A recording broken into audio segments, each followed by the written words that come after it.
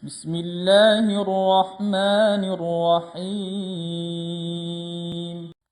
Beliau ini karena memuliakan istrinya juga, perhatian beliau Sayyidina Utsman ini kepada keluarganya, beliau bahkan tidak turut berjihad karena merawat putrinya Rasulullah, ya, istri beliau. Jadi pasca hijrah ke Madinah, Sayyidina Utsman ini ikut juga hijrah ke Madinah dari Habasyah itu ya.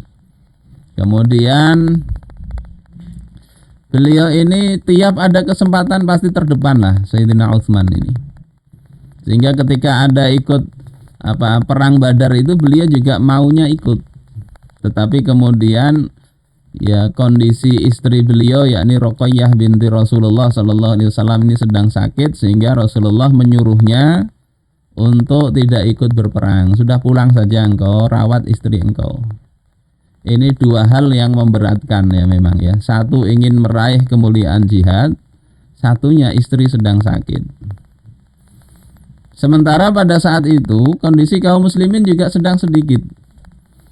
Ya, sekitar 300-an orang sementara yang dihadapi pasukan besar.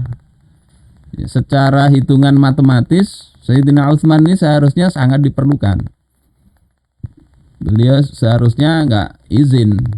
Tetapi Rasulullah paham nih kondisi Sayyidina Utsman. Apalagi juga istrinya adalah putri beliau yang sedang sakit, ya, sehingga Rasulullah memberikan izin untuk kemudian enggak usah ikut dalam perang Badar. Dan Sayyidina Utsman merawat istri beliau hingga istrinya wafat. Wafatnya bertepatan dengan tersiarnya kabar kemenangan Nabi dan umat Islam melawan kaum kafir Quraisy pada perang Badar. Jadi meninggal. Ini menunjukkan bahwasanya sakitnya istri tadi itu memang sakit betul, ya, bukan sakit-sakit pura-pura atau sakit-sakit ringan. Rasulullah Shallallahu Alaihi Wasallam di satu sisi gembira karena kemenangan kaum muslimin, di satu sisi sedih. Dan Rasulullah itu untuk menghibur Sayyidina Utsman juga, beliau juga menetapkan dan menganggap Sayyidina Utsman ini walaupun nggak hadir, tapi pada hakikatnya hadir dalam perang Badar.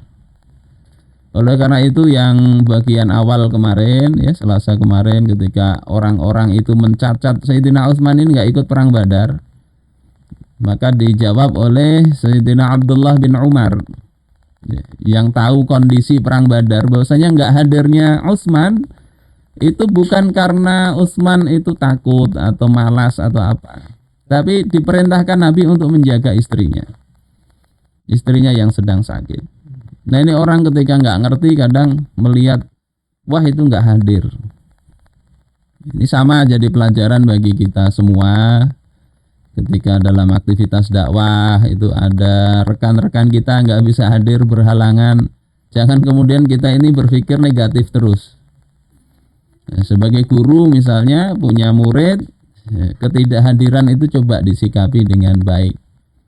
Minimal dikedepankan dulu husnudzon. Ada persoalan apa? Ada di sini seorang yang anaknya ini autis misalnya, yang sampai sudah usia mungkin mahasiswa sudah itu, tapi tidak bisa bicara, buang air tidak bisa ke toilet sendiri, kadang ke tempat tetangga itu buang air di ruang tamu saja, jadi bisa sampai seperti itu. Nah kondisi orang seperti itu ketika berhalangan hadir atau apa, ya mestilah dimaklumi, mestinya begitu. Karena problemnya berat.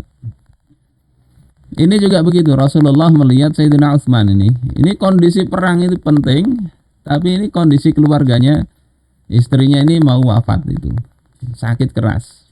Sehingga diberikan izin oleh Rasulullah Sallallahu Alaihi Wasallam untuk merawat istrinya, ya, menemani detik-detik terakhir dari kehidupan istrinya Sayyidina Utsman bin Affan ini. Saudara-saudaraku sekalian rahimakumullah, ini pelajaran kedua yang bisa kita lihat dalam kita praktekkanlah dalam kehidupan saat ini.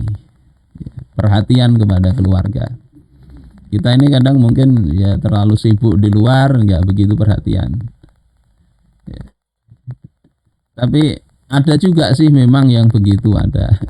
Ya. Misalnya Farruh itu meninggalkan istrinya sampai ya berpuluh-puluh tahun sehingga anaknya aja sampai nggak kenal dengan bapaknya. Ya, karena berjihad itu. Ya memang ada begitu. Tapi ada juga yang perhatian seperti ini sehingga para sahabat dicontoh yang mana saja insya Allah ada kebaikan di situ. Dan ini bukan jadi alasan nanti males dengan alasan istri sakit dan sebagainya. Bukan jadi alasan itu. Tetapi mestinya memang kalau kondisi istri ini sangat gawat, jangan ditinggalin.